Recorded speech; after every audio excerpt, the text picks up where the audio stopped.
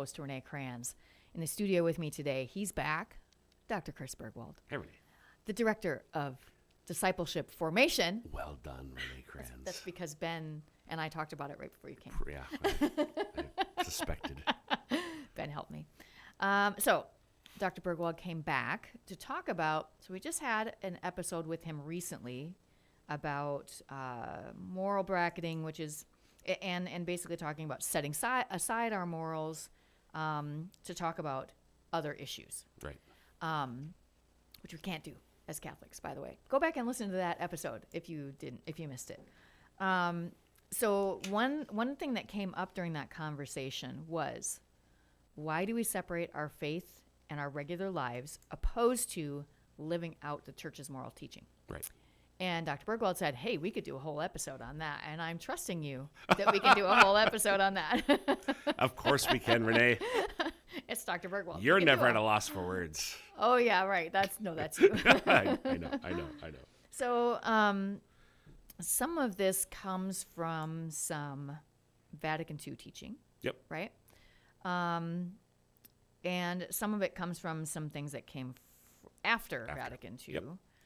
From Pope Benedict. Pope St. Paul VI. St. Paul VI. Yep. Okay, right. So right after Vatican II.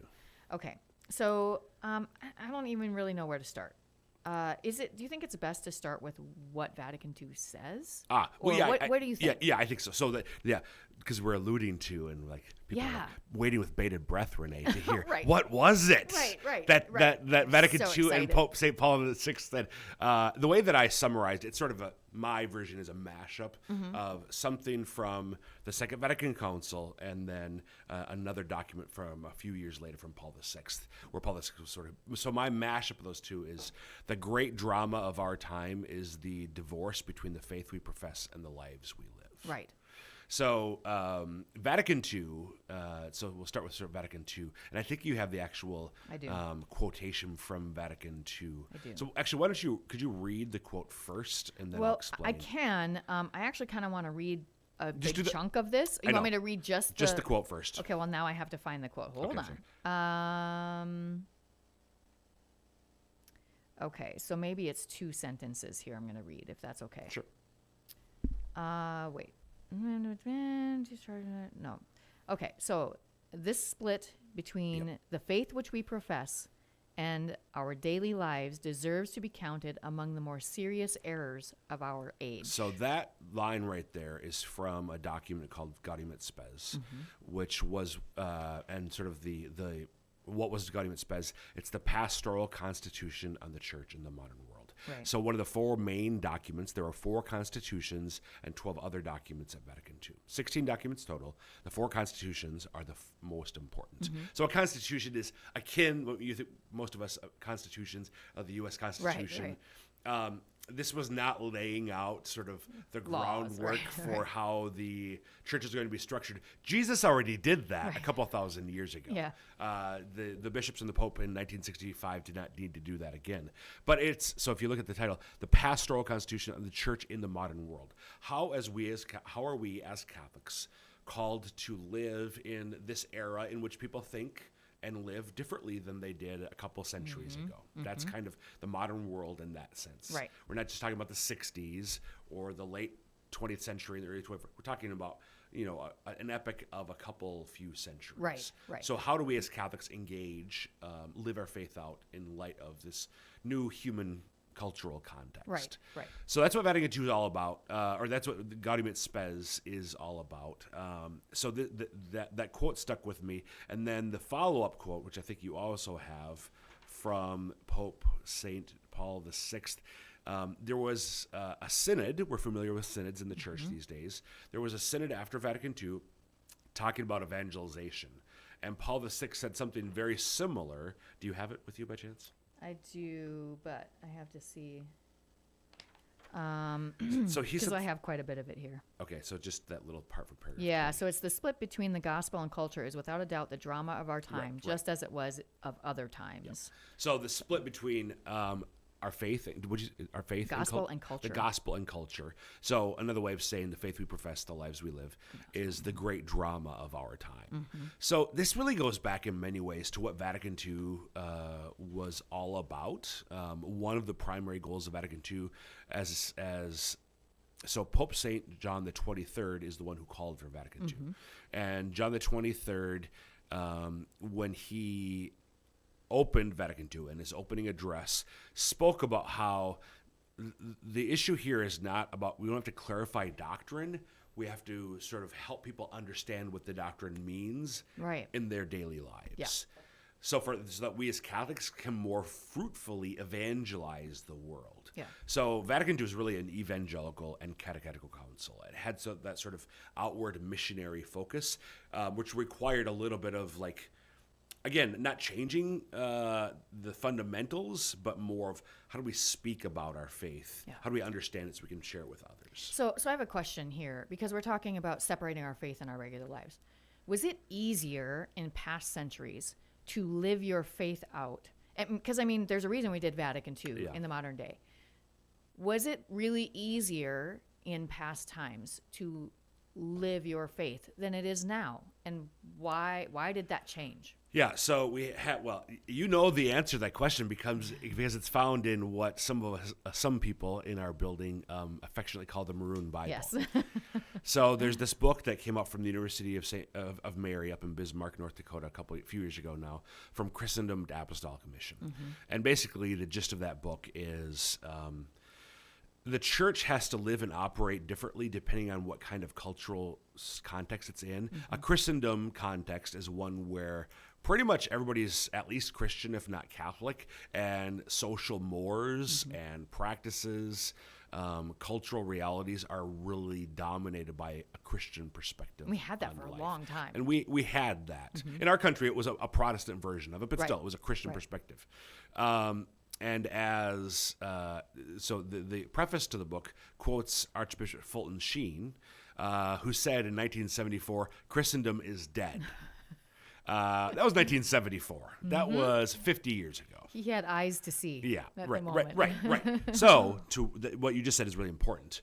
In many ways, especially, if you look at the church in the United States, the 1950s seemed like the heyday of the church, where we were sort of actually being accepted. The anti-Catholicism that had been really strong in a country was subsiding. The Ku Klux Klan was not burning Catholic churches the way they had and other ways persecuting, let alone other forms of anti-Catholic bigotry. That was subsiding. Hollywood, Bing Crosby, and JFK. JFK. That's what. So in many ways, we seem to be ascending, and yet it seems that there had been, so things on the outside looked really good, but the interior seemed to be a little bit shaky. In Europe, it was less pretty from the outside, especially after 2 world wars. There was really sort of a nihilism, we've just killed millions of each other. Where's the meaning in life? Where's the beauty? Where's the kind of goodness? given up. Kind of, yeah.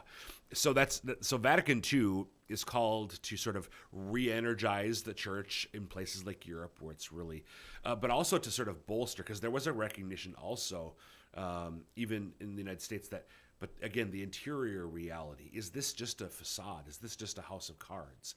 And if you look at what happened in the late 60s. 60s and 70s, for sure. Things did really quickly and pretty easily somewhat collapse, if not collapse. Yeah. Now, some people might blame that on Vatican II. Yeah, but that's ridiculous. Yeah, and the reason I would say it's not fair to Vatican II is show me the.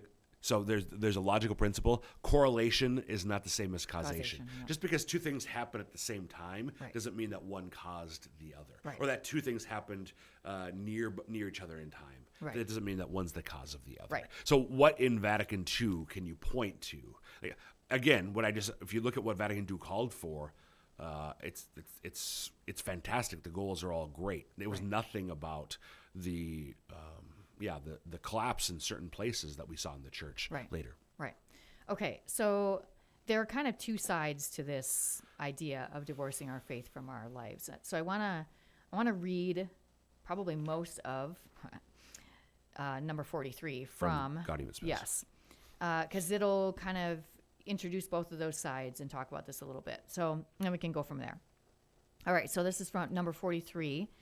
This council exhorts Christians as citizens of two cities to strive to discharge their earthly duties conscientiously and in response to the gospel spirit.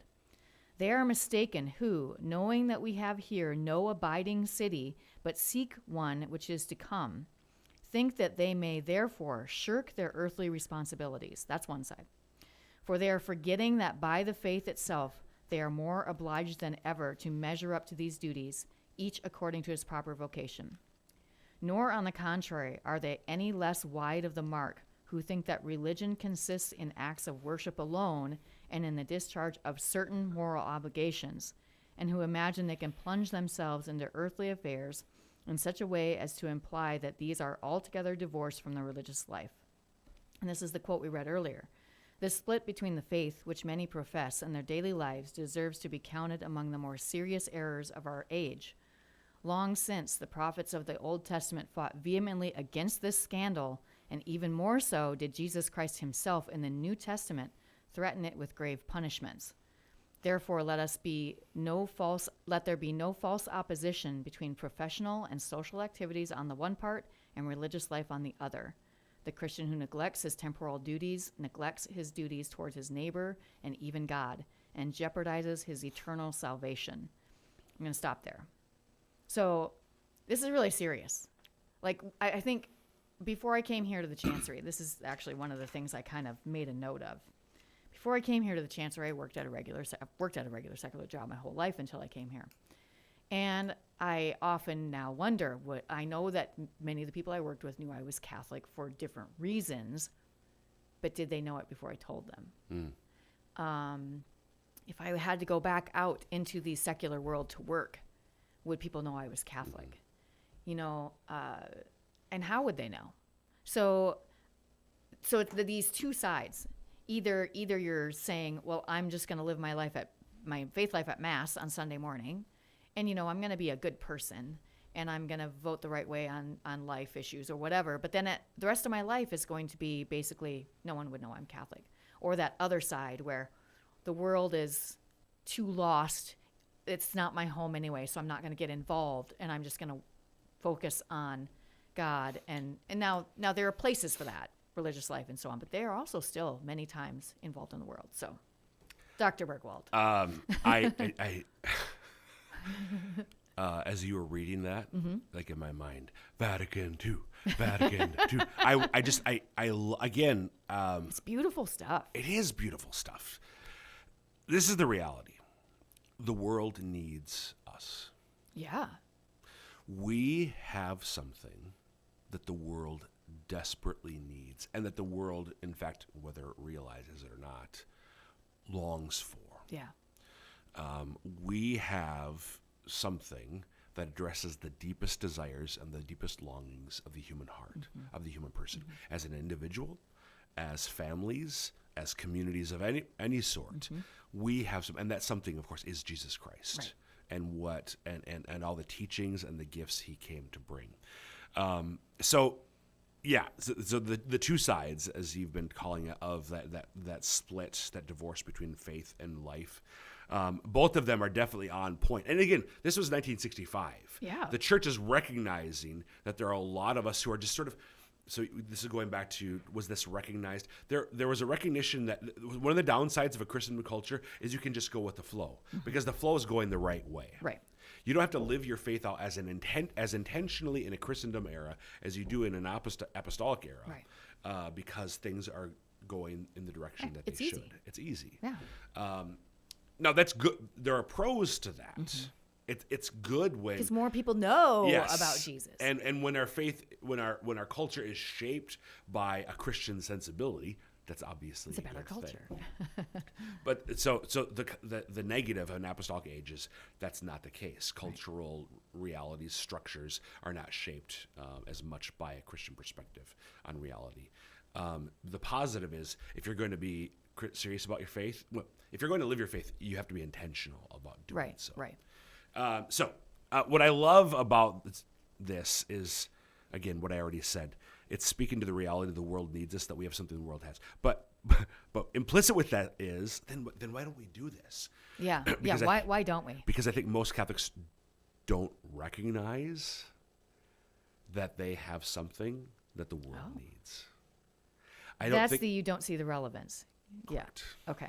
Yeah, I think most Catholics don't see the relevance of the faith. To be honest, can I say most? Many. I'll say at least many, if not most. Catholics don't see the relevance of the faith to their own life. Right. So how could they possibly see the world needs what I have? Because I don't even. Do I really need? I don't even know how to use it in my life. Yeah. Yeah. I don't. Do I really need? I mean, I should do it. I know it's the right thing to Yeah. do. But I don't see the relevance of this in my life. So how can I possibly see the relevance in their life? Right. It makes it hard to be a missionary disciple and to evangelize, Right. doesn't it? Well, I mean, it when makes you it say, harder. what makes it hard? What makes it hard? Because if you don't see the relevance in your Yes. own life, Yes. why would you even care? I mean, you might care, but you don't really understand. It's harder to see how Yeah. you go about that. Yes, absolutely. Okay, so some of the reasons that besides you don't see the relevance, I think one of the harder things, at least it was for me, is there's this fear of, well, okay, but if it's obvious that I'm a Catholic, or if I talk about my faith at work, for instance, or whatever, I might get fired. Sure. And actually, that might be even a real thing in some places now. Or I might lose family members or friends. So it's not an easy thing to do. It's uncomfortable. But again, I would so it's similar to the relevance thing. But there are things in our lives that we do that are hard and uncomfortable. We do them because we see the benefit of doing them. Yes. So when we don't see the benefit, I guess, or the relevance of the thing, then it is going to be, I don't know if I can do this. What's an example? Like throw an example out of something we do that's not around a religion. I just There are people who take their physical health incredibly seriously. That's true. And will sacrifice in major ways that have an impact on the lives of people around them. Not necessarily a negative impact, but they just, like, family life is structured around mom or dad's, husband's or wife's workout routine. We just know. And it's important, and it's important to take care of. I'm not disparaging that. But to me, that's an example where, no, this is important to me. I'm going to prioritize this in my life enough so that I'm going to ask the people that I care about, can we structure how we do things so I can make sure that this happens? And so people know that's important to you. Yeah. So that's how we should be living our faith. Exactly.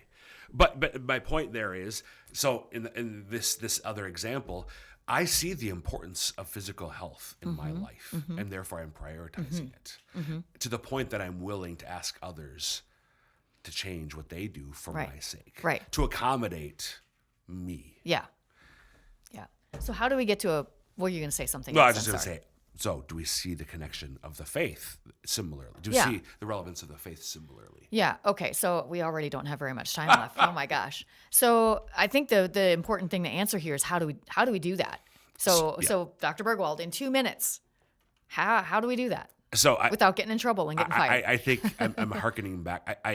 Jeff, I think it was Jeff Cavins, a catechist, speaker, author, many people are familiar with, who made so the idea of discipleship. He made a great distinction. Am I a fan of Jesus or am I a follower of Jesus? Oh yeah. Oh, there's lots of fans. There's a lot of fans. But to be a follower is to make a commitment. And but how do I do that? And that's where. That it's about a deeper conversion. It's about a deepening of my faith. And a continuing conversion. And a continuing deepening of my faith. Yeah. And how do I do? Honestly, my simple answer to your question is pray for the grace for that to happen. Oh, okay. Ask the Lord, I recognize that I'm a fan of yours, but I don't follow you very much or as much as I want to. Or maybe I do it in part of my life, but not all of my life. Right. Give me the strength, give me the grace, give me the wisdom so that I can be a full follower of yours and not just a fan. Yeah. Well, that's one of the things I often think about, not because I am thinking about leaving the chancery, but if at some point, if I'm not here for the rest of my working career and I have to go someplace else to work, will I go back to maybe what I would have been 15 years ago? Or would I be different Right. out in the world? Because I really want to be different. Yep. And I'm not even sure exactly how to do that, because it's been a little over 5 years since I've been in the secular world working. Yep. That's changed a lot in 5 years. And there's a lot of things I could get in trouble for that I didn't get in trouble for 5 years ago. Sure. So it's a little scary. Yeah. And that's where in the workplace, like just real quick, to find maybe other people, like other people who are Catholics, and maybe you can start just supporting one another in that, maybe you get together and once a month and, talk about the faith in some way, or do some sort of little faith, or at least the fact that you support one another. Right. Well, I think that's true. Because once you start doing that, you find people who are in the same place you are, or at least of faith. You can start doing things like, hey, you start a Bible study or whatever. And it doesn't mean you have to talk about it all the time at work, but people will notice that there's something different about that group of people or whatever. And I think that's one of the best things we can do. Agreed. Anything else? Okay, in 10 seconds. Again, pray for the grace and then live it out. And I think look at some of that stuff from Gaudium et Spes. Yep. Number 43. Yep. Read that through a few times. It really is beautiful. I think it's worth, there's so many things in Vatican II I haven't looked at, and I need to, because Dr. Burgwald's bringing it up all the time. And I really need to take some time to read that. So, all right. Thanks for the conversation. Dr. B, I appreciate it. You bet. All right, if you haven't found us on social media yet, you can always find us at SF Diocese at Facebook, Instagram, X, and YouTube. We have lots of our podcasts and so on YouTube, including Ignition and Living Lit, along with Catholic Views. That's it for us today. Hope you'll join us again next week for more Catholic Views.